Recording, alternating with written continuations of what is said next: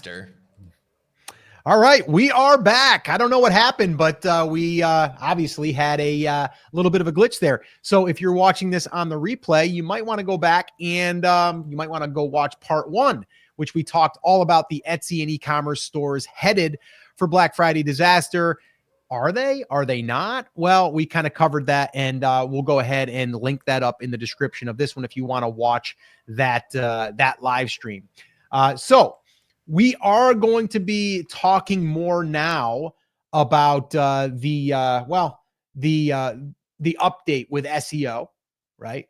A lot of people have been complaining that the traffic has been down, and we're going to be digging into that. We're going to give you guys a little bit of an update. I also have a survey that I want to share as well.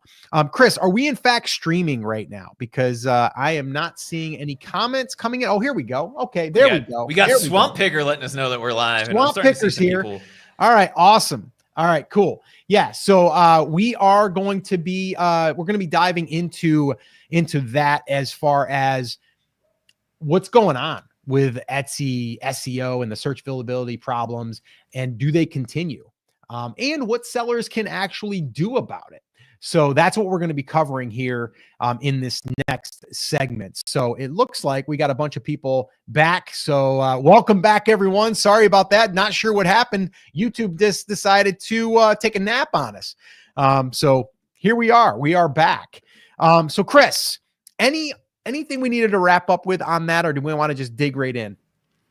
No, I think I can recap that really fast. Basically, if you're trying to get ready for Black Friday, Cyber Monday, what we need to be doing right now is paying attention to what worked for people on Singles Day, right? The biggest thing is just getting started early. We still have a little over 2 weeks before we get into the real meat of the Black Friday, Cyber Monday season. We need to be using that time to let our customers know when we're going to be running our version. If we can do that before Black Friday, Cyber Monday, that will not only make sure that we can still get the attention of our customers before they get bogged down by 5 million emails from Best Buy on Black Friday, and they can still see our stuff. The other thing that will do is, because we're doing that maybe the Monday through Wednesday before Black Friday, if we're using a marketplace, something like Etsy or Amazon, that will put us in the position to be ahead of the curve from a sales velocity standpoint, meaning we're going to be able to increase our rank on the organic side, and it will better position us for that traffic.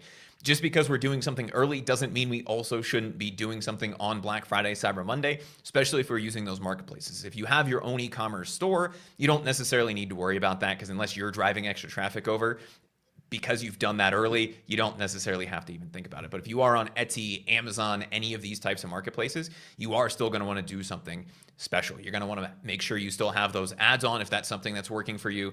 And if you can keep even just a little bit of a discount in place, even if it's not as good as the discount that you were giving to those early Black Friday customers, you're going to start to see that increase in sales from the additional traffic that's coming in on Black Friday and Cyber Monday. So if you can get started early, you can hit that customer list early and often. If you can create those promotions in a time that's special for you or before Black Friday, Cyber Monday, and still make sure you're taking advantage of that additional traffic, that'll help you head off that Black Friday disaster that I think a lot of stores are potentially headed for, because they're just banking on that free traffic coming in. They're banking on that same level of sales that they saw last year. And based on what we saw out of China and what we saw out of month-long Singles Day, we're not going to see that same level of purchase or that same level of growth here in the US when that stuff starts to really kick off here in the next few weeks. So we need to plan ahead and we need to be ready for it. If we can do that, we can get started early. We're going to put ourselves in the best position to get the most out of that 4-day period. All right. Sounds good. I like it. All right, cool. So we are going to jump in. Chris, here's what I want to do though. I'm gonna tee this one up. We're gonna dig in here, and this one here we're gonna talk about the search availability update since they made this update. And I've got, like I said, I've got some stats here I want to share with you guys. But Chris, here's what I want to play with this. I'm going to throw this out to you right now. I'm going to get you thinking about this, because I want that AI brain of yours to kick in. But I want this to be non-AI, Chris, for a minute. I'm going to ask you, because you and I usually do this, and I want to try to maybe do this to where maybe this is a new segment, and I know people love it when you do this, is I need a little bit of a Chris what's grinding Chris's gears this week with e-commerce? Is there something that's been happening? Is there something that you've been working on, whether it's within brand creators, whether it's with the other companies that you have or that you're consulting with? Just put that up there for a minute. I'm going to throw that your way here. You're going to have a couple of minutes to do a little sound off. Let's see where that goes for this little e-commerce rant that Chris gets an opportunity to kind of like just throw it out there into the interwebs. So, all right. And you know what? If you guys are watching right now live in the comments, let us know. Is there something that's grinding your gears this week? I'd like to know. Just e-commerce related. What's grinding your gears? All right, cool. So let's go ahead and get this teed up. I'm going to go ahead and pull my notes up, make sure I don't forget anything, because we are going to be covering a couple of tactics here. All right, cool. All right, so the Etsy SEO traffic visibility SEO update, we got to talk about it because there's still a lot of people out there that are complaining that the traffic is down. My wife being one of them. Yeah, she just said to me again yesterday, she's like, Scott, what is going on? And I'm like, you know what? I don't know. All I do know is we can control what we can control. But trust me, I have done some, exploring and trying to even look at our own stuff.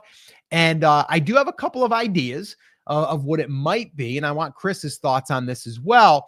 But since we did that, which again, I want to let you guys know, I did a little survey and I'm going to be looking at my phone here real quick because I've got the numbers here. And I did this on the Brand Creators YouTube channel.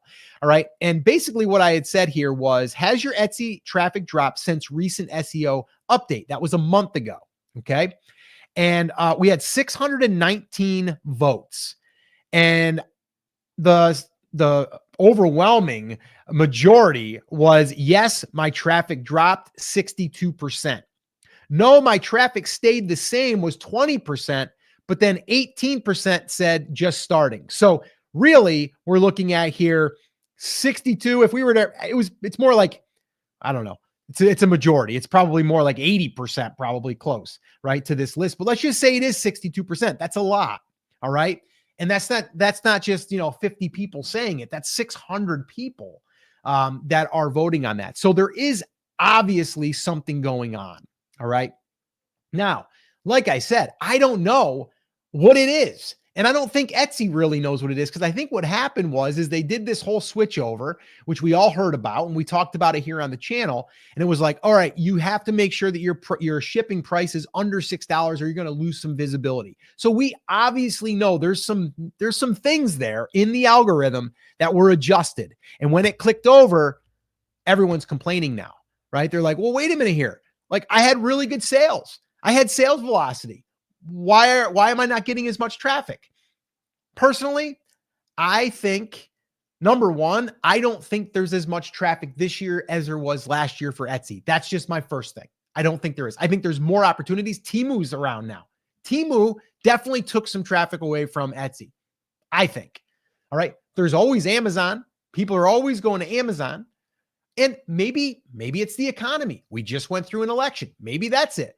But if we're looking at just Etsy alone, I will tell you, I'm going to say the algorithm shift hurt us all. And I'm going to be the first one to admit it. I really think that that's the case. All right. And I'm going to tell you why. This morning, my wife says to me, Scott, I just looked at some of our listings and it looks like the personalization field is gone. And I'm like, well, what do you mean? And she's like, well, you go on there and you used to have the box there where you fill it in for personalization. It's gone. And she went on all her listings in that category and they were gone and she hadn't done anything. So they did some type of update in the background and it eliminated that. So now she's got to go back in and she needs to adjust these. And like she said, she's had a few people, this is how she was aware of this. She had a few people reach out and go, hey, can you personalize this? I didn't see an area where I could fill that in. And she's like, well, wait a minute, there should be. Okay. So how many people are going to that listing and not seeing personalization, even though it says personalization, and they don't want to reach out? They just want to buy and fill out the thing and submit it. How many did we lose there? So I think that with that, the reason why I'm sharing that is because Etsy is not that sophisticated. All right. They're just not. And I don't understand why they don't have like tech people watching this like a hawk, especially leading into Q4. It's just mind boggling to me. But with that all being said, I do have a few things here on my notes that we're going to be doing. There's 4 things actually, and I'm going to be sharing them with you. But before I do, I wanted Chris Schaefer's take on this, someone that is really tech savvy, even though he says he's not. And I want your thoughts, Chris. What do you think? Am I being crazy here? Do I think that, maybe it's just our fault, or maybe it's just people are less interested in the top sellers anymore? It's definitely not you. It's like saying it's your fault is a little bit like gaslighting a little bit, right? Where we're just saying, yeah, that's definitely not happening. There is a change. The question that everybody needs to be thinking about is it the algorithm change? Is it that there's less traffic? Is it that it's a weird holiday season because of the election? We don't know. And that's the problem. Right? When you roll out something like an algorithm change on October 1st, I think it was. Am I missing that? Has it been a month and a half already, Scott, since they rolled that out? And things have not gotten better, right? On top of the fact that like a month and a half before that, you realign all of the categories on Etsy. Yes, I understand that we should be testing and tweaking things. I'm a huge fan of conversion rate testing. If you've ever heard me talk about this, you would know that I'm extremely passionate about making sure that places like your website or Etsy are doing things that are right in terms of getting more conversions. We shouldn't be doing that at the expense of customer experience like someone like a Temu tends to do with all the flashing bells and whistles, but we should be testing things. And if it looks like the data is telling us that it will result in more conversions, I'm a fan of rolling those things out. I'm a fan of the algorithm based on the data that Etsy gave us and said this is going to be better for everybody. My concern is that at the scale that Etsy is, when you make a small change, and Scott, we saw this same exact thing happen on Amazon when they consolidated categories, right? You have so many different variations of the way that a product could be configured that you're now saying, okay, let's make this change. And then right on top of that, before everybody's had a chance to realign the way that their listings are set up under the new Etsy categorization system, which is probably the reason that your wife ran into some of the personalization things, because they said, hey, this probably doesn't need personalization on it anymore because it isn't, whatever the new sub category that they created for it is. If she goes in and resets up the listing, it might just magically appear. But when we make big changes ahead of large traffic, and Q4 is the biggest traffic season of the year, we have to expect that these things are going to happen. Like, I'm not against the change to the algorithm specifically, because I don't think that's necessarily the reason. But the combination of things, you're in a weird political year, you rolled out an algorithm change. On top of that, you rolled out new categories that miscategorized thousands of sellers, right? If you go look at the Etsy forums or the Etsy boards or even our Facebook group, right? brandcreators.com/Facebook. You want to go hang out there. Shameless plug, no problem. But if you look at any of those things, each one of those is a huge hurdle to Q4 sales. And if they are serious about moving forward, we have to think about the downstream ramifications of this. If one change causes hundreds or thousands of problems in the system, and then we roll out another change on top of that, all we're doing is compounding. And Scott, I know you have a book on the shelf behind you called The Compound Effect. Well, I do have one, but it's not there right now because my daughter stole it from me and she's reading it right now. Good book. Yes, good book for her to read. Yes. It's a great book. Yeah. Right. And even if you're not a math genius, you understand how multiplication works, right? You know, when you have that little superscript 2 above, how it's like squared, right? Like 2 times 2 is 4, right? And then 4 times 4 is 16, how it increases exponentially. When you start to layer these changes one on top of another, and then you layer on the election and the decrease in ad spend that happened because of that and everything else, you're creating an environment for sellers, whether it's the fault of the algorithm or not, that they have to find something to blame. And yes, there's changes in consumer behavior. Yes, we understand that these things are theoretically better for the platform long term, but you're not giving people an escape valve by making those changes on October 1st, literally the start of Q4. The only thing that sellers can possibly blame for that change is that change, right? They're like, what is different between this year and last year? Well, it's the algorithm. You told us the algorithm was changing. And it's not that it's necessarily worse long term, but when you consider that in the context of everything else, that is going to be the thing that sellers blame. And I think what Etsy and every platform needs to understand is that if you lose the faith of the sellers, you're going to lose the platform. And Etsy has not done a great job of communicating anything with sellers.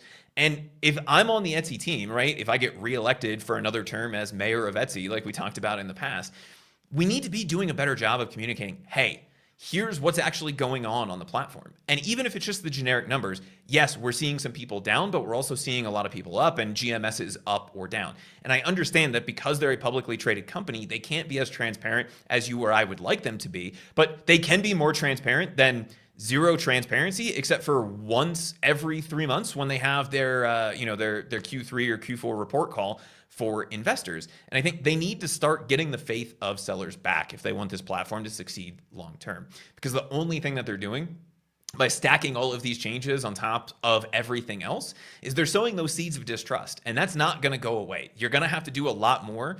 Let's say the economy recovers beautifully in 2025 and sales start coming back. Sellers are still going to be very skeptical of the platform because of the experience that they've had in Q4 of 2024. Yeah, no, I agree with all of that. So let's do this real quick. All right. Instead of it being all doom and gloom, let's go ahead and let's talk about what we can do. So I've got some notes here. I've got 4 things that we're going to be doing. Okay. And you're going to be doing these now, but you're going to be doing them in the future as well. The very first thing is double checking your SEO optimization. Like that's like first and foremost, like we got to make sure that everything is good. We also got to make sure that if there was an update like we recently had with the personalization thing, we got to make sure that our listings are okay, because that could be an issue, right? Like you have to make sure that the customers are seeing what they should be seeing. Like if something was there, like there was talk, and I don't even know if they're still testing this now, but where Etsy was going to basically take your title and create another version of it and test it, right? Using AI. Well, if that's the case, that could really hurt your SEO, right? So we want to make sure we want to double check our own SEO. We do have a free guide on that as well. If you want a copy of that, just put SEO in the comments and we'll send you a copy of that. And it basically just breaks down the basics of SEO, but really the important key pieces. And one of them, yes, is having great titles and having great images. Like those are the 2 main things that you have to make sure that you have. But you also have to make sure that there's no confusion on that listing. Okay. Tags, really important. People don't think tags make a difference. They actually do. They actually tell you when you're running Etsy ads, hey, do you want more exposure? Fix your tags and it'll give you suggestions. So we know that tags are a huge piece here. All right. The second part, very similar to the, optimization of the SEO, is optimizing for conversions. So when we do get traffic in there, we want to make sure that we are able to convert that potential buyer into a buyer. And the way that you do that is to make sure that your listings are fully optimized for conversions, not just for SEO, but for conversions. Once we get someone to click in, now it's the listing's job to convert them. Like I said, we had that personalization issue. That could have been a problem. So now that we fixed that, hopefully that's going to take our sales and bring them back up. All right. That's a conversion piece. We study this stuff as far as like conversions. We actually put together a guide, a playbook, which we call our conversion maximizer playbook. We went through and found 25 high converting listings above 3%, and we analyzed them. It's about 85 pages long. All right. We did have a designer make it look nice and also make it more comprehensive. If you want a copy of that, we are charging $10 for it. But if you want a copy, just put conversion in the comments and we'll send you a link to that. Just put conversion in there and we'll send you a link. Like I said, 85 pages. It breaks everything down inside of there of like what we did as far as grading it and what we've learned from it. Because you always can learn from other listings that are converting higher than you are, maybe, right? Just one little thing can make a huge difference. The third thing is running Etsy ads. And I can't stress this enough. Also, monitoring your Etsy ads, looking at them and going, wait a minute here. I'm still advertising stuff from Easter. I got to turn that stuff off. Or, oh, I should be increasing my budget because we're getting ready to approach a busy season. And we want to make sure that we're in there and we're getting ourselves as much exposure as we possibly can. So for us, we're increasing the budget. Yesterday, we just increased it from, I believe it was $50 to $100. Doesn't mean we're going to spend the $100, but it means we're giving Etsy more room to expand and to find our audience and to be able to not just have that go out to a certain smaller audience because we've limited the budget. So we're giving it more opportunity. And you know what? In another 3 or 4 days, we're going to look at that. We might increase it to $150 or $200, only as we are increasing going into this busy season, Q4. So that's running the ads. And by the way, again, we have a guide for that. This one's free. It's our Etsy ads guide. If you want a copy of that, just put ads in the comments and we'll send you a copy of that. The fourth thing and the final thing that we're going to be doing, which is really powerful, but not everyone can do it because they don't have this, and that is an email list. All right. So we are going to be sending emails. We are going to be running promotions, but that's because we've been building an email list now for the last 2 years. All right. If you don't have an email list, you should start building one. And the simplest way to do that is to create what we call a VIP list. All right. It's where people can get exclusive discounts. So this way here, you can stay in touch with them. You'll give them a discount. You'll give them maybe a 20% off coupon. You'll let them know about up and coming new products, releases. You're going to maybe do a free giveaway for a month. All of these things to make someone want to be part of your VIP list. All right. And what we do is we create a page inside of Everbee email. Shameless plug here. If you want to try that out, go to brandcreators.com/Everbee. Again, that's brandcreators.com/Everbee. And the link will be in the description for that as well. But if you sign up for that, you can build these pages. And then from there, you can start capturing the emails. And I know some of you are going to say, well, you know, Etsy doesn't want you to collect emails. That's not right. And that's not true. They're actually okay with it, but you have to get their permission. All right. And the way that we get permission is we say, hey, join our VIP list and get 20% off our Etsy shop. Right? We're not directing them away from Etsy. That's what Etsy doesn't want you to do. So that's how we do that.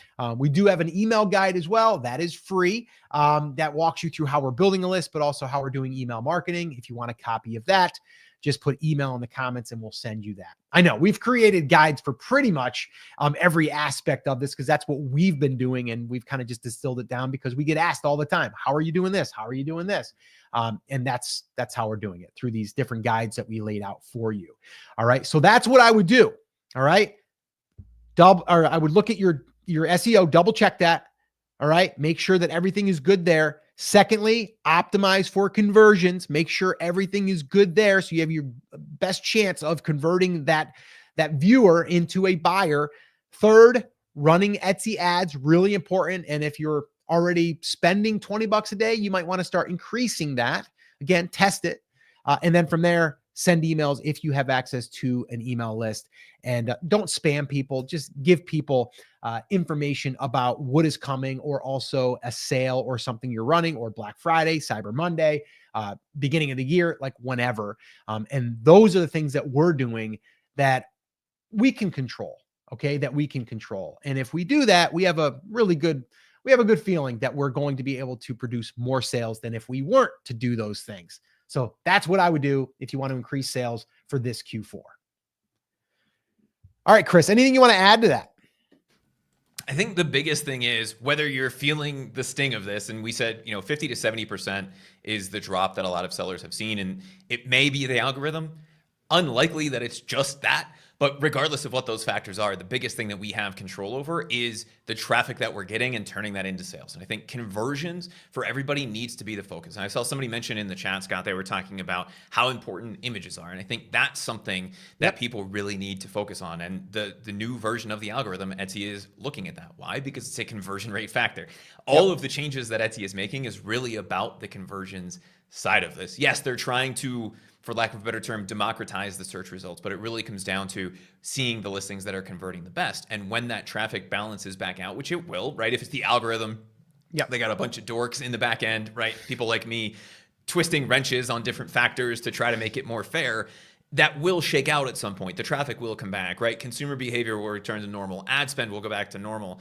We need to position ourselves to be in the best place possible. When that happens, what can we focus on? All of the things you just talked about, but above and beyond any of that, conversion rate. Yep. Yeah, it's huge. Like you said, guys, if you guys want a copy of that It is $10. We pay a designer to actually make it more comprehensive and user friendly, versus Chris and I just sending screenshots back and forth talking about what we like about this. Oh, did you see that this is converting at 4%? Here's why I think it is. If you want a copy of that, very, very clean version of it. It's about 85 pages. If you want a copy of that, just put conversions in the comments and we'll make sure that we send you over a link to grab a copy of that. All right. Emily had said, changing all your SEO right before the busiest season of the year is literally the worst thing that you could possibly do. And I agree. The only thing I would say to that is if you're not getting traffic, then it's a fine time to do it, right? It's like you're not going to break anything. If you're getting traffic, don't touch it, right? Let's not touch that thing. Turning on ads, that's not going to hurt anything. But I would not go in there and go, I think I want to tweak my title a little bit, but you're getting like a steady 100, 200 views a day. And you're like, yeah, don't do that. So I'm going to echo what Emily said there, 100%. I think the biggest thing is looking at that conversion rate. We don't have control over the organic traffic and going in, making big sweeping changes to title tags and description right now, which is essentially how Etsy is figuring out what you're ranking or rankable for. Yeah. Probably not a good idea. Making small changes to those things or going in and rewriting the title in a more human-friendly way, but still including all of those keywords. There's nothing wrong with that. But again, the bigger things that are going to have an impact on that are how well written is your description? Do people understand it? Yep. And above everything else, are we taking advantage of those image slots in a way that makes sense? That's going to be the biggest hurdle to conversion for people. And Scott, that's one of the things that's grinding my gears right now. And I know we'll talk about that here in just a minute, is people misunderstanding why conversion rate is the way that it is.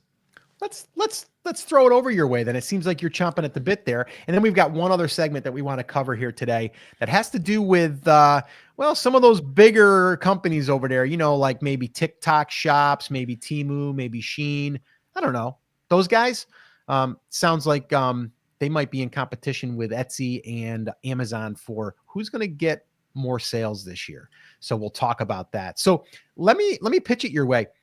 So Chris, I'm going to give you a couple minutes. I know that you are in the trenches, deep in the weeds of e-commerce and Etsy and Amazon and Shopify, like all of the different places.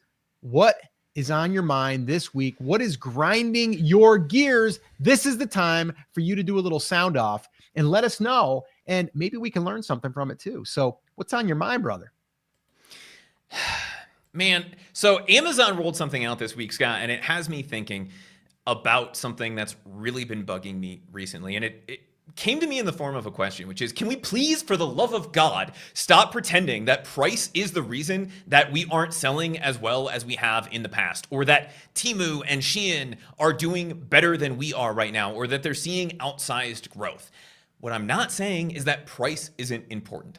Obviously, and Scott, I think you would agree with me on this, and everybody on the comments will agree with me on this, price plays a role. But price itself, somebody selling something cheaper than you, is not the reason your product is not selling. Why do I say that? Why am I so confident in saying that? There's a survey out there, Scott, that says 76% of US customers say that they're price sensitive.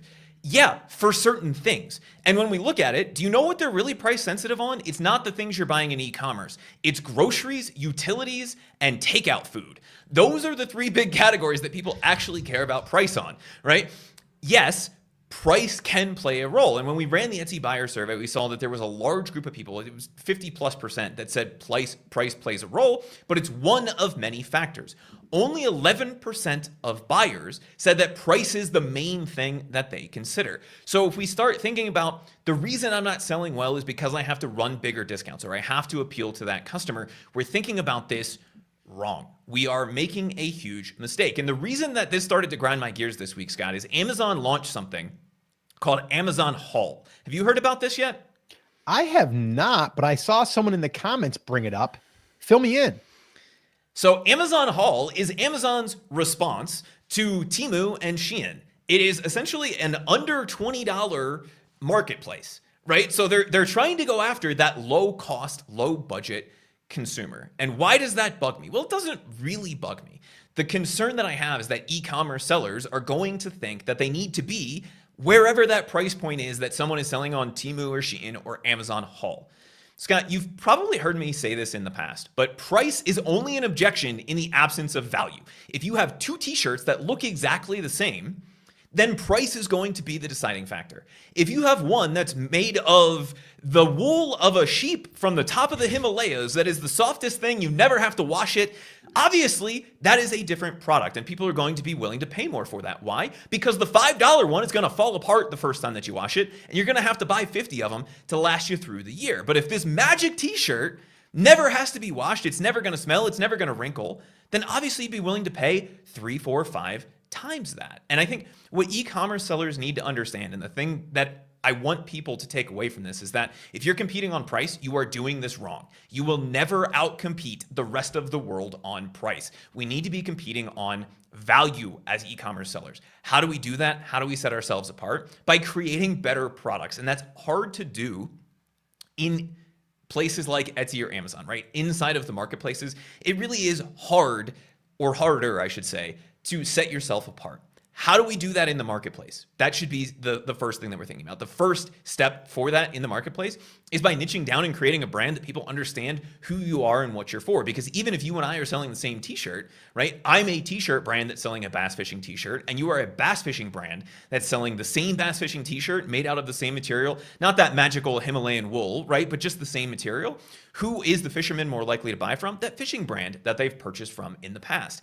And people become a lot less price sensitive. Even that 11% starts to shrink when they've purchased from you in the past. So if we can get that first purchase and they know that every time they come back, they're going to get something from us, then we can sell things without having to be the lowest price. And Scott, I know this is something you've actually implemented in marketplaces. This is something you've done with your wife in her Etsy shop, where you've said, look, we are going to sell things where a lot of people are competing on price, like sweatshirts, but we're not competing on price for that. Because if we're just selling something that we're losing money on, then we're just losing money. And one of my favorite things, Scott, in the e-commerce world is, it's okay, we'll make it up in volume.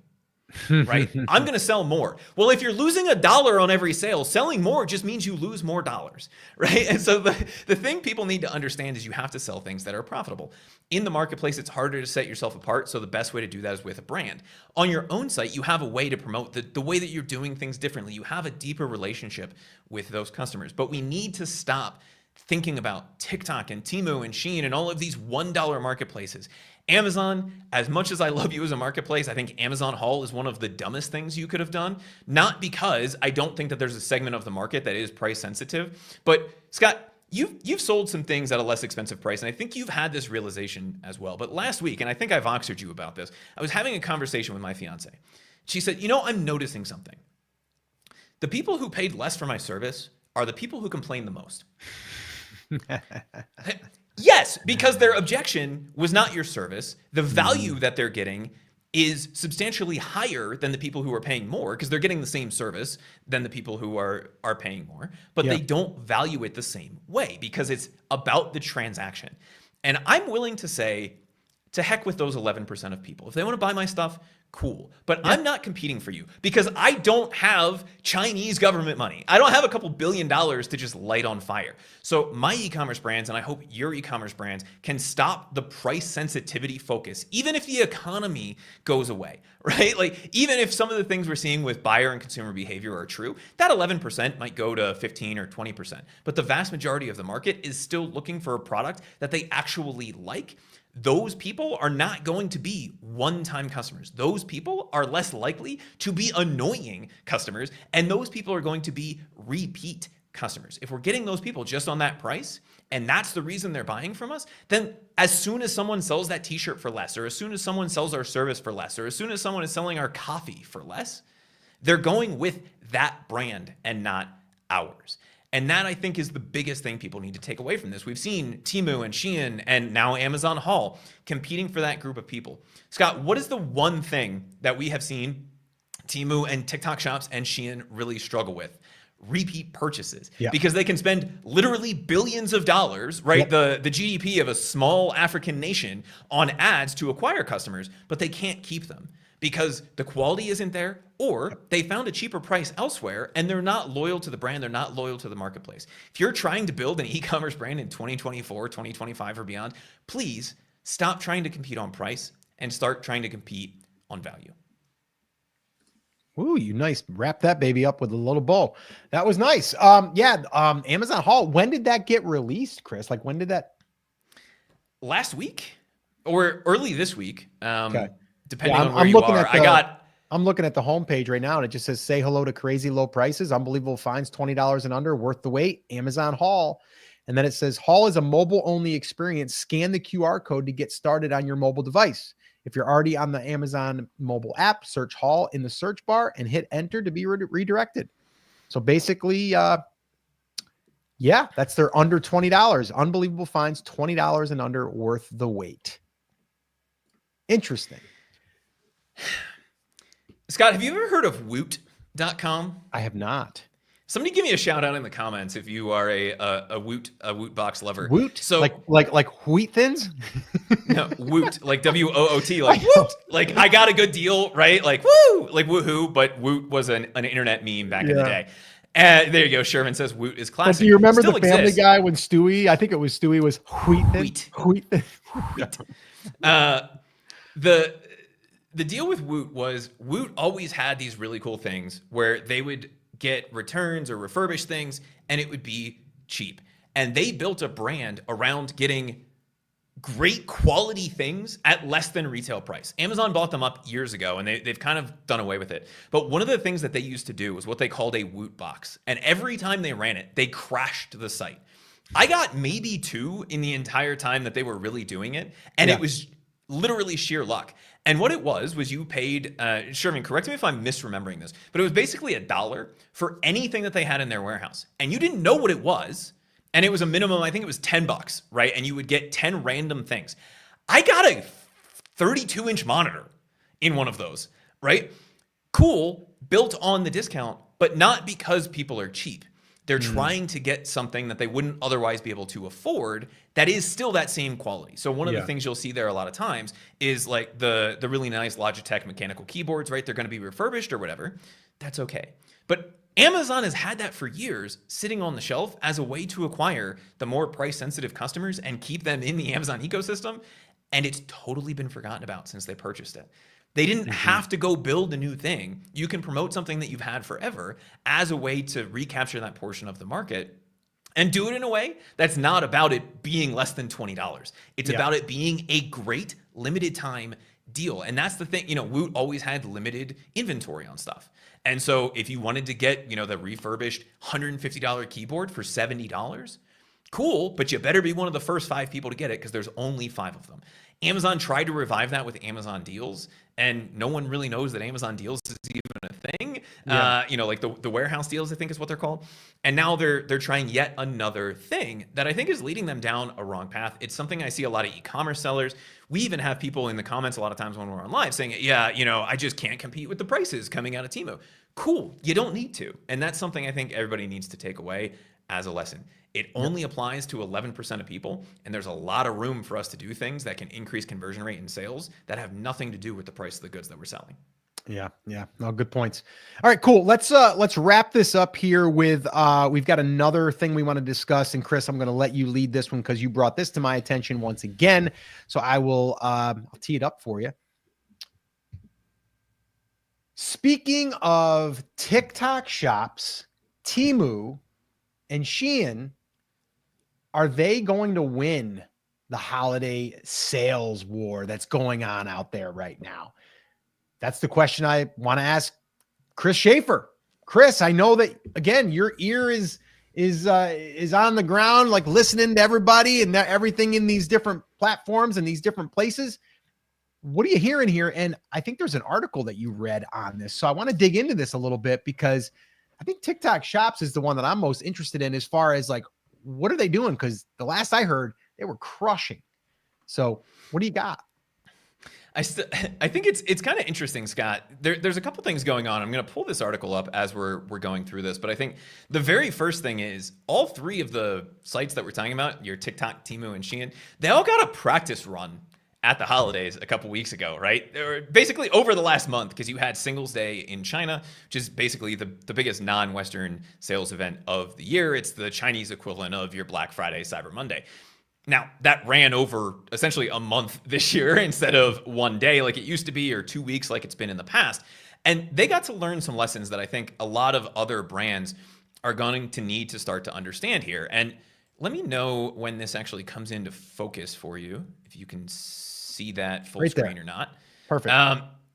So, one of these things, and this came out of Forbes, was how they're going to do this, right? And it's not as complex as I think most people are making it out to be. There's a couple trends that these 3 sites or these 3 apps, depending on how you're accessing them, can take advantage of that are going to put them ahead of a lot of people during Q4 this year. Now, before we dive into this, Scott, I want to get your thoughts. Do you think Temu, Shein, and TikTok combined are going to sell as much as Amazon this year? That's a great question. To Western markets, right? Let's just think about the US or Canada or Australia. I'm going to say no. And I would agree with that. I don't know exactly what Amazon did last year or Etsy did last year, but what Salesforce is projecting this year is that 1 out of 5 purchases for the holidays this year are coming on Temu, Shein, TikTok, or potentially AliExpress, right? So we're not just thinking about Amazon or Etsy or Uncommon Goods or your store name here.com. Right. It is something that is growing massively. And I think that is something that is really important for people to understand. And they're saying out of the 7 largest marketplaces in the world, 6 are Chinese now, right? Mm-hmm. So Amazon would be number 7, but Temu, Shein, AliExpress, TikTok, and JD are all bigger than your Etsy's or anybody else. And so it's something we need to start considering. The real question is, what are they going to be doing to pay attention to this? And what do we need to learn? Well, there was a couple big trends that came out of this. Yes, these apps invested millions of dollars. And I think we did a video, and I don't remember exactly what it was, but it was billions with a B for Temu, right? It was a couple billion dollars. That was Temu. Yeah. Yeah. And including Super Bowl ads and all of those kinds of things. And in 2024, the first half after they had that big Super Bowl campaign, Temu was the number 1 app in terms of new downloads for iOS, so your iPhones, and in Google Play. So across every mobile device, it was the number 1 new app. Now, we know that they've had a lot of problems, that they've had issues with customer retention, all of those kinds of things, right? So what about TikTok shops? Well, actually, almost a third, a little over a third of people in America have already bought something through a TikTok shop. So it is something we need to be paying attention to. The real question is, what is it that they're doing? And it's not about the cheaper pricing. It's not about any of those kinds of things. What it really is about is the ability to reach out to those customers and put something in front of them that they're interested in. And there's a lot of things that they're doing, but the 2 or 3 biggest things that people need to pay attention to here, and we don't need to scroll through the rest of that article to really understand, but the 2 or 3 biggest things is, number 1, being able to contact those customers. So saying, hey, you bought this last year at Christmas, or hey, you bought this earlier in the year. Here's something that's related. And yes, that's something that Amazon does, something Etsy is starting to do a little bit more of.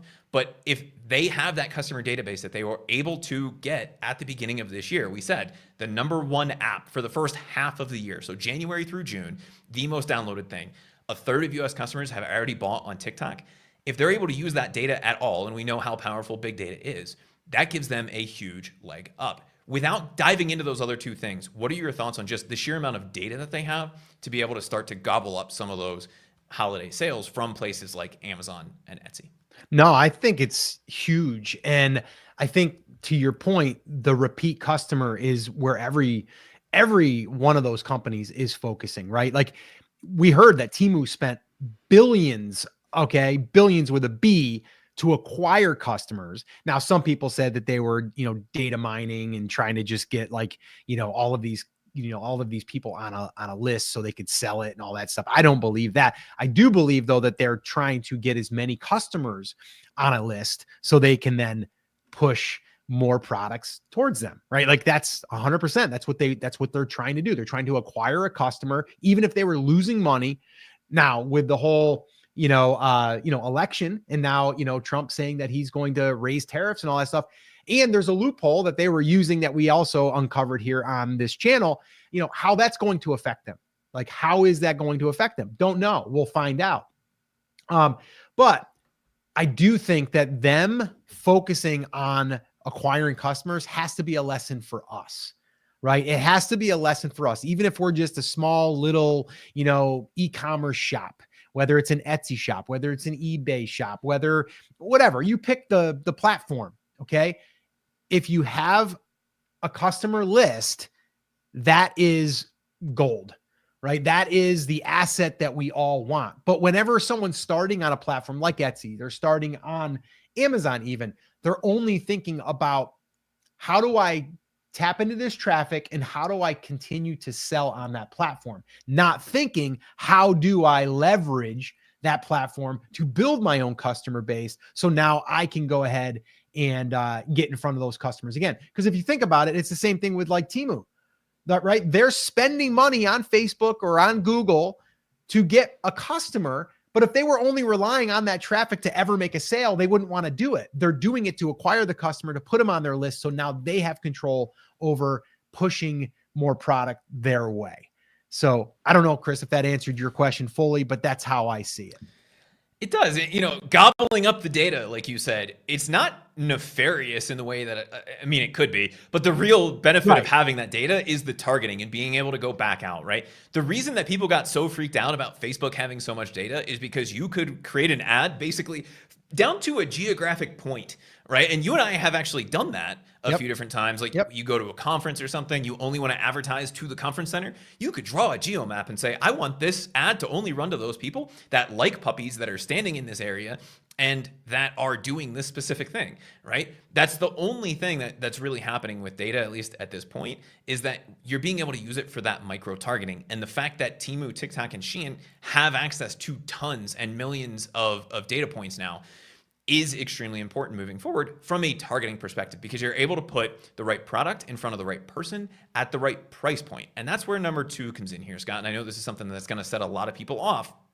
But the other thing, the big thing that a lot of people were talking about in terms of why they may have a leg up, is the AI advantage that these platforms have. And I think in the article, they actually refer to AliExpress, Temu, TikTok, and Shein as the 4 horsemen of the e-commerce apocalypse, which I find amusing because all it's doing is driving e-commerce growth, right? Yes, they are taking sales from existing platforms, and it's something we need to pay attention to, but it's not the end of e-commerce, right? No. They're just doing it better right now. But the way that these platforms are using AI is extremely important, and it's something people need to be paying attention to. Not only are they looking at the right product for the right person, but they're dynamically testing price points at specific points in time to say, hey, this person, extremely price sensitive. Let's give him a 35% discount if he buys within the next 10 minutes. This person, not so price sensitive. Let's see if he buys at full price. Right? They are going in and dynamically changing pricing based off of the data that they've gathered in the past. They're also changing the search results based off of that data to maybe show only lower price products to more price sensitive people, and higher price products that have a good sale or have a compelling reason to buy right now to the people who are less price sensitive.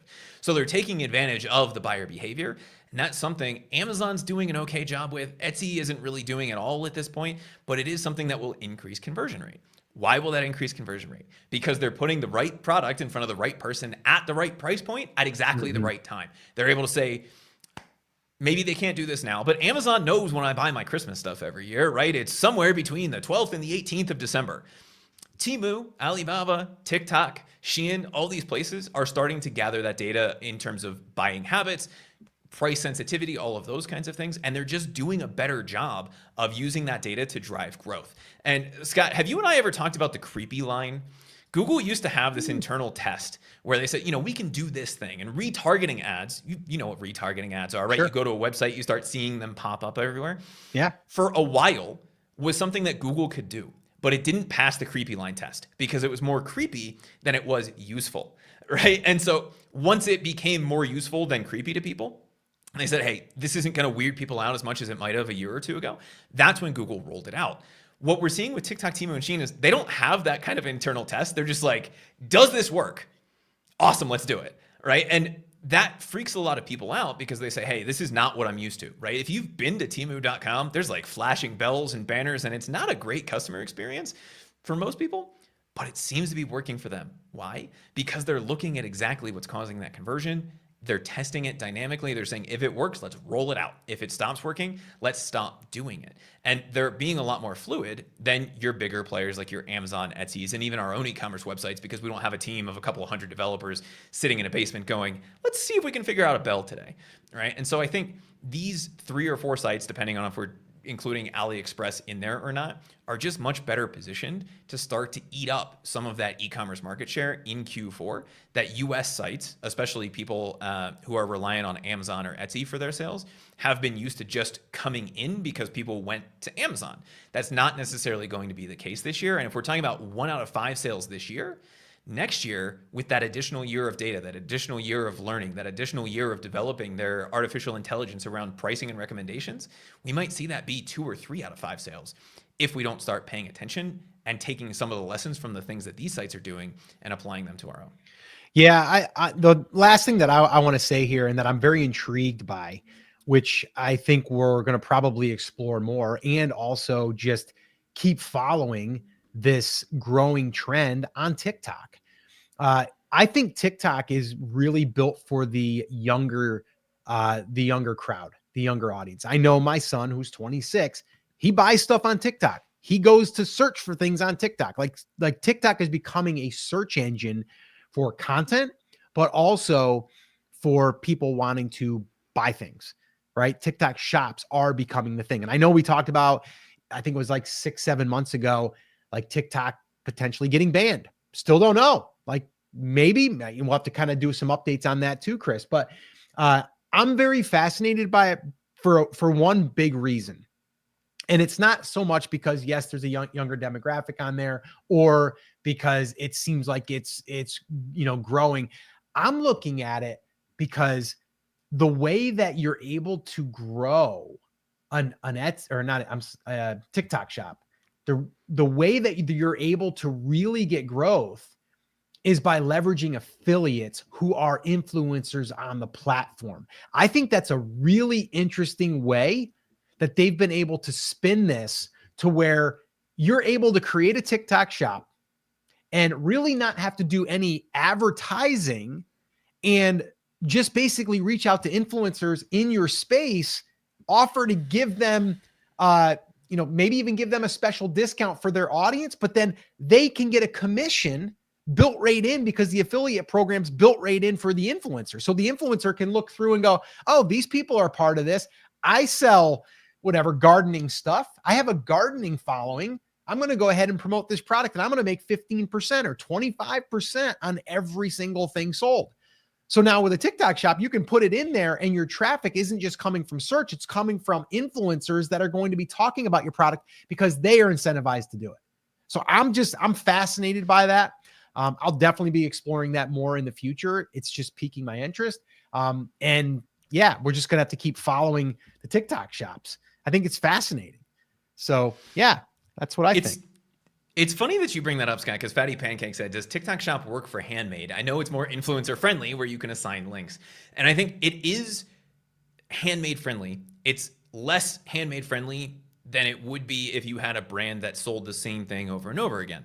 Now, handmade doesn't necessarily mean every product is unique, right? And so if you have something that you can recreate over and over again, that does really well on TikTok. And I think, Scott, the virality of how that gets shared between and among users on TikTok is something you can't really replicate on another platform, right? Like even if Twitter launches Twitter stores, sorry, Elon, X stores, you're probably not going to see that level of virality because of the way that TikTok works. It's a video-based platform. So you get to see and you get over that conversion rate hurdle of what is the product and what does it do well. And that was, I think, Scott, the last thing that I've seen talked about in terms of how TikTok specifically is really ahead of the curve here, is the live stream capabilities and live selling. It's something we saw roll out at the beginning of this year. It's something they've doubled and tripled down on. And it's really turning TikTok into QVC, where you're saying, hey, here's this cool thing. Check it out. You have a question? Ask me about it. There's a lot of people vying for that capability in the US, and no one has really gotten it figured out because people aren't going to your website to watch you live sell. But they are on TikTok. And if you can hook them into that video, then they will come buy the product from you.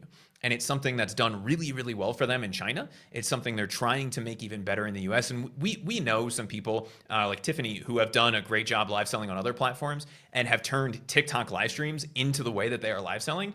And it's exploded their business. Why? Because you get to answer all the questions that you wouldn't otherwise be able to do. Yeah. Amazon has been trying that for 8 years now, I think. Yeah. Like, Yeah, I seem to remember it was right around the time we launched the last brand that we sold that we were selling through Amazon.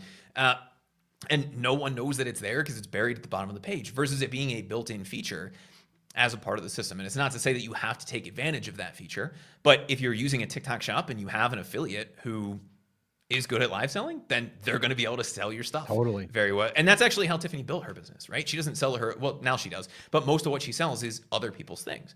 And so if you're able to do that, that's a skill set. It's another opportunity for you. And it's yet another reason that TikTok is going to continue to grow, assuming it doesn't get banned here in January. Right. Yeah. I mean, and Catherine had put in here, great sales for handmade item, especially shirts and sweatshirts. Take a look at Hippie Runners, has 1K people watching lives every day. Yeah. And it's kind of like think about like QVC, shopping, the shopping network channel, whatever it's called nowadays. I don't know. HSN. Yeah. HSN, all of those, they're still on. They've been on for 20 plus years. People love it. But you know why too? They get to see it. They get to hear the conversation. They also get to ask questions. You get callers that call in. You have basically it's built in, validation that the product is good. All that stuff works. Like you said, Chris, Amazon tried it. I think Amazon could have did a better job with that. But I think TikTok is crushing it right now. And one of the main reasons is because the influencers now, they could have their own QVC show. Right? They can just go, I'm going to pick 5 products this week that are my top products that I want to talk about. And now they're going to earn commission on each and every one. So they have a unlimited catalog as long as people in their niche are creating products. And then the person that's making the product in their shop, even if they don't have a lot of traffic right now, they're going to get exposure. So I think it's brilliant. I think that is the combination that Amazon always missed out on, right? Is they were trying to have the brands do it. Who cares about your brand in terms of watching a live stream, right? Like, no offense, but unless they're really in love with you as an e-commerce brand, they're probably not going to watch your stuff. On the other hand, and I think it was Hippie Runners. Yeah, Hippie Runners, right? If you're a hippie and a runner, that's probably somebody you're following on the platform anyway. So they go live. They're like, hey, I have this new barefoot shoe that I've been trail running with. Here, let me tell you about it. Let me show you how it works. Let me do those things. They get an affiliate commission on each and every one of those sales. Like you said, they have basically an unlimited well of products. So it's not just an individual brand saying, my coffee is better than their coffee because it tastes more like coffee. It's somebody who's genuinely interested in the product or the product category that's able to relate back to customers and sell something. So you're leveraging the best of both worlds. You're getting the e-commerce side of it and you're getting the influencer side of it baked right in. And so they're saying, this is something that's cool. This is something I endorse.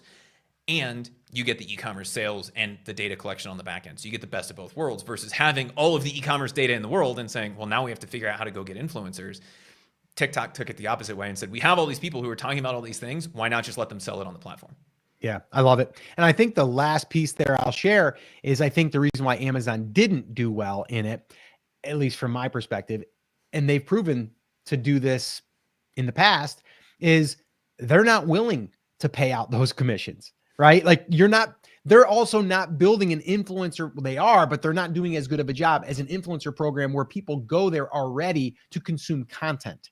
Right? They would have had to have that built in, but they're allowing affiliates to set their own commissions. You know what I mean? So that's great. Right now, I mean, on Amazon, your affiliate commissions are tiny, and they've gotten worse and people have complained about it. So to me, that's hurt them. I also think Amazon, with them creating their own Amazon Basics, has made people not want to necessarily sell on that platform. So I think TikTok is up and coming. I think it's very interesting to watch. Not sure if I'll get into that game. My wife might, but I'm not sure that I would want to. But it's very, very interesting. And I think anyone out there right now that is on Etsy and trying to make this their full-time gig, I'd look into TikTok shops. I personally would do that. I think the real thing that's cool about that is even if you don't have the skills to live sell and you just want to be a product creator, and this is where I wanted to go back to Fatty Pancake's question about being a handmade person, because one of the questions we get from the Etsy side of the world all the time is like, how do I just keep being an artist? This is a way to be able to keep being an artist, creating really cool things, and then having someone else do the legwork. Yes, you give up a percentage of those sales, but the virality that's built in and the ability to just sit back and create while someone else is doing the sales, I think is extremely important for artists. It's something people need to start paying attention to and taking advantage of. Regardless of your thoughts about TikTok as a platform, I think it is something we need to pay attention to, because the lessons that other brands are learning from TikTok are not going to go away, even if TikTok does. Just because TikTok gets banned, if they do, doesn't mean that we're not going to see live selling and a similar affiliate commission structure start to pop up somewhere like Instagram or on X. Why? Because it works. It generates revenue for the platform. It generates revenue for the business. It generates revenue for the influencer.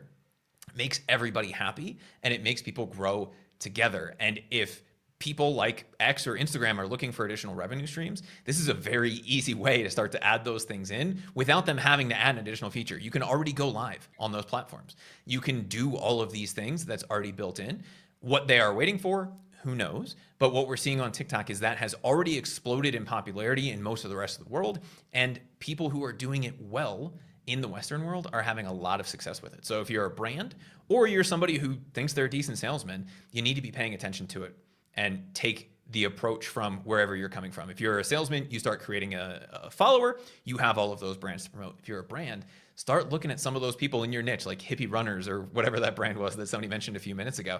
Say, is my product a fit for this person? And am I willing to give it a try? The good news, Scott, with something like an affiliate commission is there's not a lot of upfront risk, right? If they get on their live stream, they talk about your product for a whole lot of, for a whole lot of people for an hour or two, and they don't sell anything, you're not out the money. Right? If they do, then you make money and they make money and TikTok makes a little bit of money and everybody's ahead of the curve. And if you can find a few of those people and one or two of them start to do well, what you will see, because of the way that they've built out that ecosystem, is that people will start piling in to sell your product. And Scott, back in May, I was at an e-commerce conference with our good buddy Steve Chu, and I ran, I think it was the $1 to $5 million mastermind, something like that. Brands right around $1 million. And there were two people who were doing really, really well in that group with TikTok shops at that point. And that was the exact strategy they were using back in May. Was I got one person, and now my only marketing is TikTok shops, because I don't have time to do anything else except for respond to all of the people that are asking to sell my stuff on the platform. And every time I approve somebody, if they get one sale, awesome, because I make money. If they get 100 sales, even better, because I've now made 100 times that amount of money. And so ignoring it because it's TikTok, I think, is a mistake, and ignoring it because it's a platform that you might not necessarily resonate with yourself, or you aren't somebody who wants to create that social following or get on and do a live stream like we're doing right now, is also a mistake. You need to think about how you can use that to your advantage. It's something that is here, it's something that's growing, and it's something that's definitely not going away anytime soon. Yeah, for sure. All right, cool. I think that's going to wrap up the live stream. We actually ended up getting a steady connection there on the second half, so that's good. I think we're going to wrap this baby up. So if you guys have any other questions or any remarks or any great news for us, make sure that you leave that in the comments. We'd love to hear it. We are going to be adding more of this e-commerce talk. We've been asked by many that if we would just do more updates on e-commerce in general, and also on the Etsy side, of course. But we're definitely going to be doing that. We're also in the trenches in our own adventures, if you will. And we're learning all the time, even though we've built multiple 6- and 7-figure brands, always learning, always wanting to learn, willing to learn. And I think that's the big thing here for this, this podcast, this show, is really to always be learning, always be sharpening the, the saw a little bit, and, just getting a little bit better. And you're taking what you're learning from this and you're bringing it over to the next thing. And, when it comes down to it, it's about creating good products, finding an audience, and then serving that audience, having great customer service and giving them a great experience. Like, that's really what it's all about. And that can be adapted to whether you're doing a TikTok shop, whether you're doing Etsy shop. It doesn't really matter. It does come down to the fundamental principles. And that's really what we've learned over the years. And it's what we're doing today. But marketing is a big piece in that. So with that all being said, guys, thank you so much for hanging out with us, and also coming over here to this second stream that we had to do today, because we are, having a little bit of a problem there on our first one about 35 minutes in. We want to thank you guys for sticking around. And if you guys have any questions, let us know. Until next time, take care, take action, have an awesome, amazing day. We'll see you next time. Take care, guys.